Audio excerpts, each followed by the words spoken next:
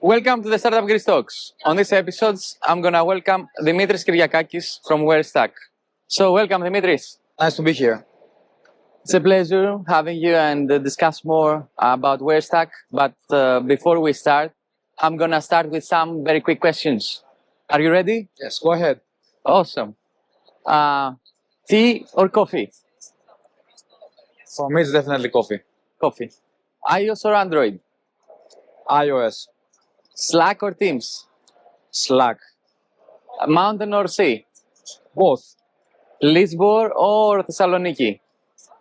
Maybe Komotini. Thessaloniki, yeah? Okay. I would answer Thessaloniki. Awesome. So let's jump to the main part of our discussion. So tell us more, what is Warestack? And before that, tell me more about Dimitris Kiriakakis. Who's Dimitris and how you came up with the idea of Warestack? Right. So I've been working as a developer for the past 10 years, and I have worked with many development teams, and I've seen the challenges that they are facing and how much time it takes them sometimes to bring code from the developers' laptops to production. And even though over these 10 years this process has been improved, there are still many challenges that developers face in their day-to-day life. And basically 1 year ago, we started Warestack to solve these challenges and to make development teams more productive and to reduce the time it takes them to bring their code from their laptops to production. Awesome. So tell us more about the difficulties that you have faced as a developer and what you have seen throughout this exploration. And if you have ever thought that you're going to be a startup founder, entrepreneur, as you know, your studies or before your studies. So because I remember that you were doing stuff, you were building projects, small projects, bigger projects. So what was the incentive for you to make your own thing or to start thinking of bringing solutions and not just working for some companies? Yeah, right. So as you said, I've been building like side projects, smaller ones, for many years. I really enjoyed this creative process of, creating something that is your own and it's your own baby, and you can take care of it and evolve it and develop it. Actually, the past years that I would say the past 2 years in the development teams I worked, there were many issues because I was joining as a consultant some development teams, and I was observing how developers operate. And for example, I can give you some examples of challenges that these teams were facing. In development teams, we have these deployment pipelines that basically pick up developers' code, they minify it, they process it, they finalize their form, and then maybe you're running some tests against them, against their code. And then once the tests are successful, then you bring the code to production. But these pipelines, like most of the times, especially in enterprise companies, they take too much time. They would take 30, 40 minutes. And of course, this is like really annoying, especially when you have a bug that you have to deal with immediately. You have to wait for the pipeline. And it's not only about the timing, it's also about the stability. Because in real world companies, you will always have tests that fail because the iOS version changed, because a button was moved, because the browser version changed. So there are many, outside factors that influence how stable testing pipeline is. And this is how we came up with the idea of Warestack, to basically solve these challenges and make the development teams more efficient. Another challenge that development teams face, especially nowadays and in the post-COVID era, is that nowadays we have companies and development teams with remote members, right? So you would have a development team that is based in Berlin, but then one colleague is based in Singapore, another one is in Ukraine, another one is Greece. And there is a problem with aligning the development team members. Because I will give you an example.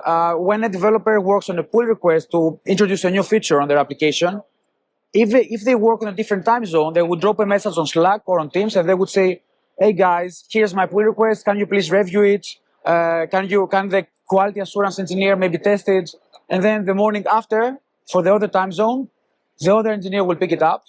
But of course, we're speaking about Slack. There can be multiple messages in between from other team members, and then the pull requests get lost. And the product manager would ask, where did this feature go? Why isn't it live yet? So yeah, I'm just giving you some examples of how challenging the development workflow still is. So how people and teams are facing right now? So with the traditional way, I mean, The traditional way, it takes just more time. pinging people. Okay. Hey, why isn't your pull request Yep. merged? Like, Yep. what are you waiting for? Okay. But this takes time, and it also creates traction within the team. And energy, Yes, and frustration as well. of course. And frustration. Yeah, so that's basically, this is a problem we want to solve. We want to make development is more efficient. Awesome. So tell us more about the market. What are the teams that you can help? Are every single team? Any kind of Any development kind of team? even individuals, freelancers. Because, for example, myself as a consultant, I used to manage many deployment pipelines for multiple projects, and I never had like an overview of them, like what is going on, like which one is failing. I always had to go in every single project and check the pipelines if they are working, if the clients are satisfied with their efficiency.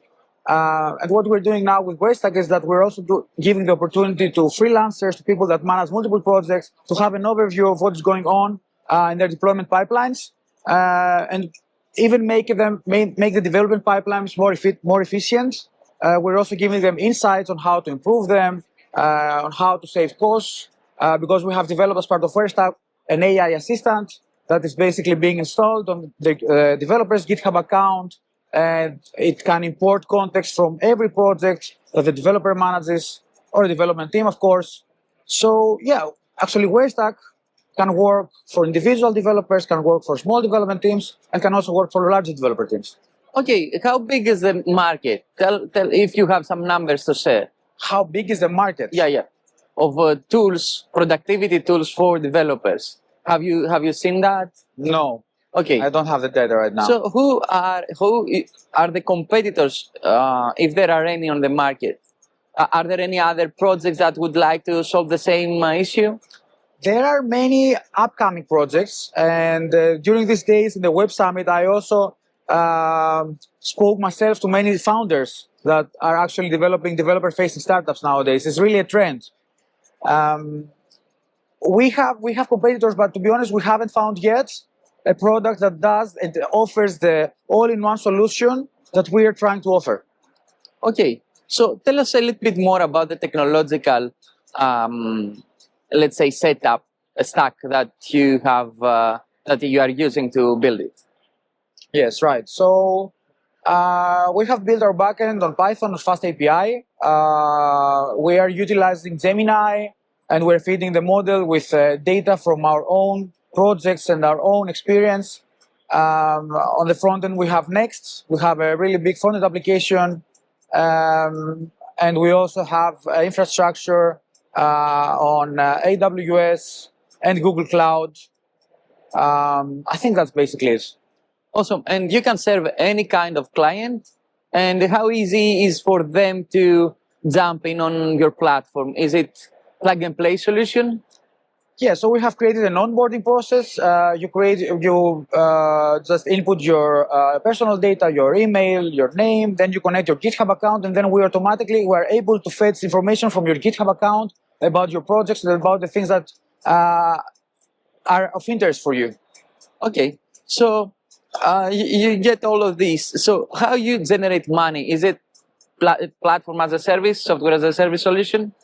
It's software as a service. Mm-hmm. Subscription based, monthly, yearly? Yes, it will be subscription based. Right now, we only have pilots as users. So we are doing cooperation with 2 startups that are using our platform, and they're giving us continuous feedback so that we will be able to improve it and actually develop a platform tailored to the average startup's needs. This is the phase we are right now, but yes, in the future, we will be using a subscription-based model. Okay, so what are your thoughts on how you're gonna go to market what's the strategy behind it? Are you gonna approach through conferences, through online marketing, or cold mails?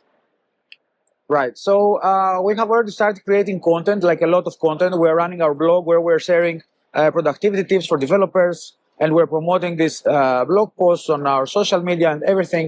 We have been involved in many development communities on Discord, and we are also really active there. We're posting our blog posts about productivity tips, and we're inviting developers to try out our platform. At the same time, you are an influencer on this field, so Yes, we're you have using your own community. Exactly. So we are making use of our own channels to promote it and to invite developers start using it. Our idea is to make developers love the platform so that they can also promote it to their teams.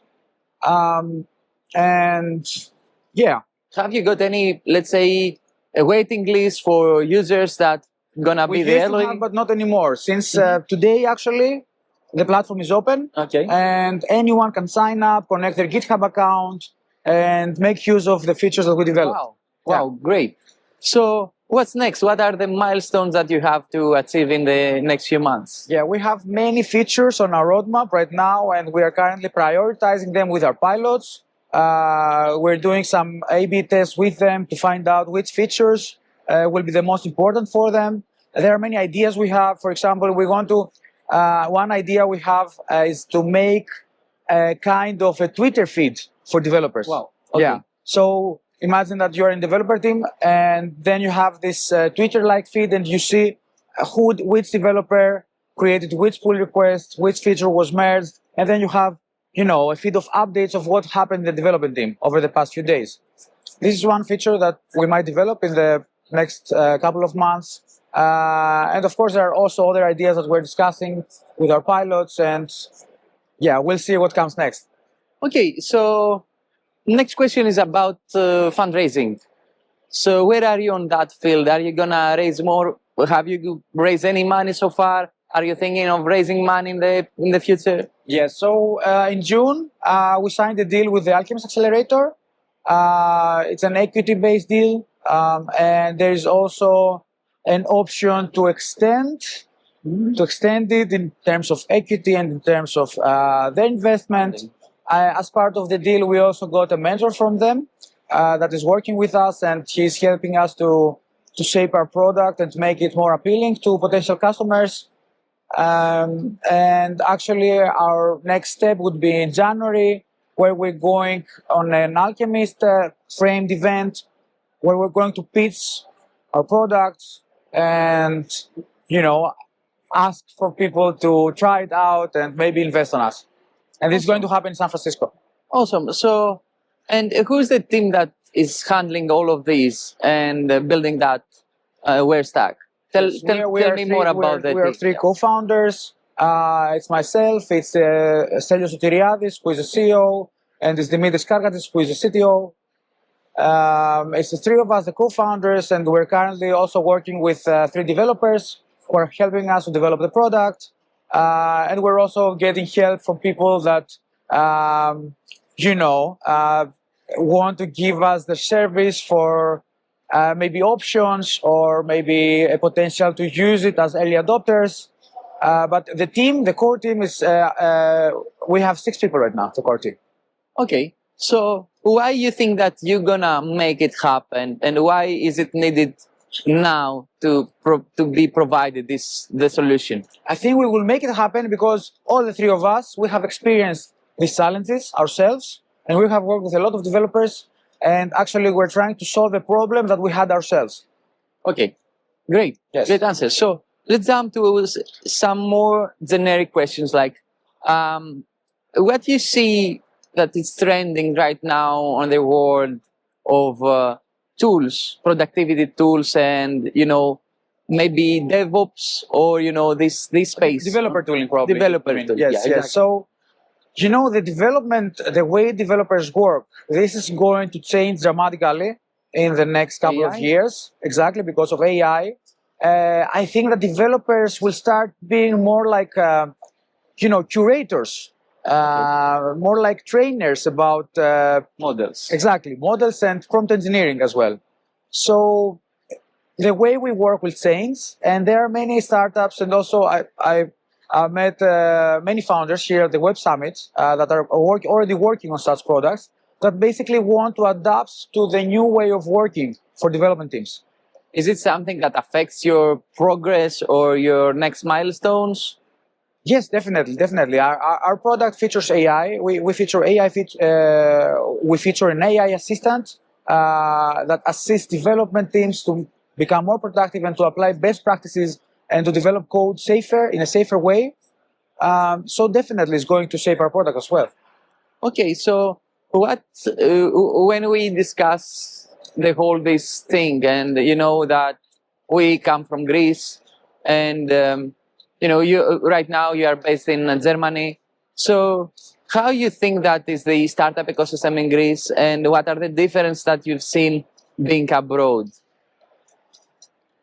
The differences I've seen being abroad. I think I will speak about Germany because I know Germany.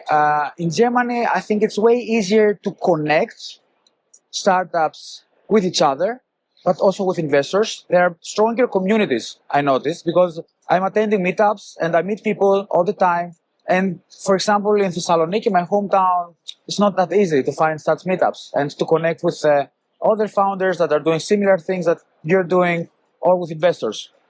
So I think I would say the biggest difference is the networking aspect. How you could find communities abroad that could bring you forward. Okay, and you are from Thessaloniki region. So what do you miss from the city and from Greece? The weather. The weather. The weather. Food? And the food as well. But yes, you can also find, nowadays you can also find Greek food abroad. It's not like that difficult. Okay, so before we close, let's wrap up with the big vision of Warestack. The big vision of Warestack is to become a global tool for development teams to enable development teams be faster, more efficient, and develop the code in a safer way through the Warestack platform.